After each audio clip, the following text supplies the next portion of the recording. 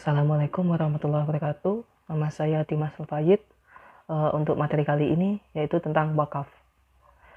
Pengertian wakaf itu sendiri yaitu melepas kepemilikan harta yang dapat dimanfaatkan tanpa mengurangi benda itu sendiri dan diserahkan kepada perorangan atau kelompok organisasi agar bisa dimanfaatkan untuk tujuan-tujuan yang tidak bertentangan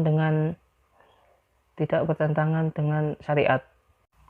Selanjutnya yaitu sejarah wakaf.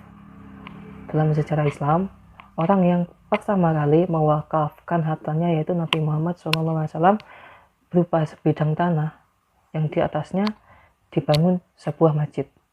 Kemudian diikuti oleh Umar bin Khattab dengan mewakafkan sama berupa tanah juga, namun tanah tersebut dikelola dan hasilnya diberikan kepada fakir miskin.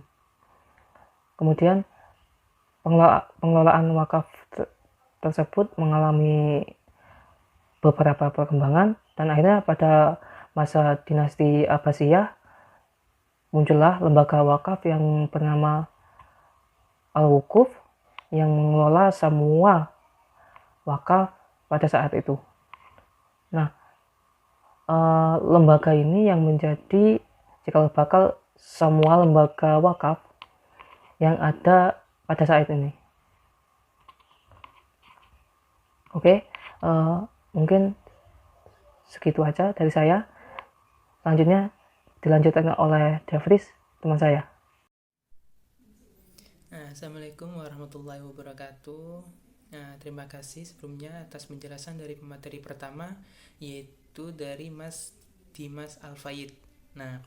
Perkenalkan, saya Devris Kediansyah akan menyambung pemateri dari pertama mengenai harta benda wakaf. Di sini harta benda wakaf terbagi menjadi dua. Yang pertama yaitu benda tidak bergerak, dan yang kedua benda bergerak.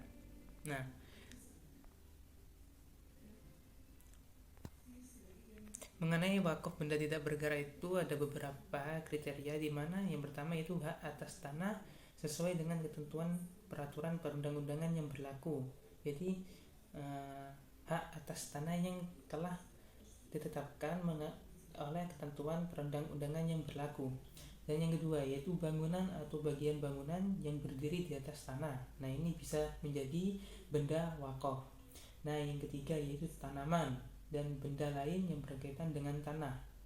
Dan yang keempat yaitu hak milik atas satuan rumah susun sesuai dengan ketentuan peraturan yang berlaku.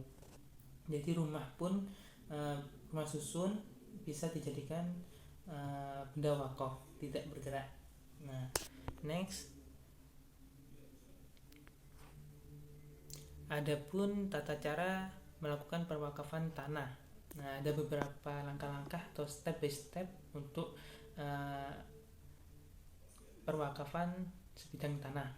Yang pertama, calon wakif atau calon wakaf diharuskan datang sendiri menghadap ke PPAIW. PPAIW ini ialah pejabat pembuatan akte ikrar wakaf.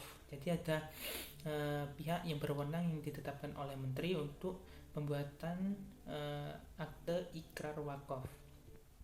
Setelah calon wakif datang sendiri, lalu menyerahkan surat-surat seperti kelengkapan sertifikat tanah, surat keterangan, dan lain-lain kepada PPAIW. Dilanjutkan yaitu PPAIW meneliti surat-surat atau syarat-syarat untuk memenuhi persyaratan ikrar. Setelah syarat-syarat terpenuhi, telah sesuai dengan ketentuan, jadi calon wakif bisa melakukan ikrar wakaf di hadapan PPAIW dengan 2 orang saksi. Next, yaitu untuk wakaf benda bergerak, di mana wakaf benda bergerak ini di zaman milenial sekarang, uang seperti logam mulia, surat berharga, kendaraan, haki atau hak atas kekayaan intelektual ini bisa dijadikan wakaf benda bergerak. Untuk haki ini ialah misalnya kayak hak paten seperti desain logo, produk gitu. Nah, sekian dari penjelasan saya. Untuk teman-teman, jika masih kurang paham mengenai materi yang kami jelaskan, Anda bisa kasih komentar di kolom komentar. Nah, sekian dari kami. Assalamualaikum warahmatullahi wabarakatuh.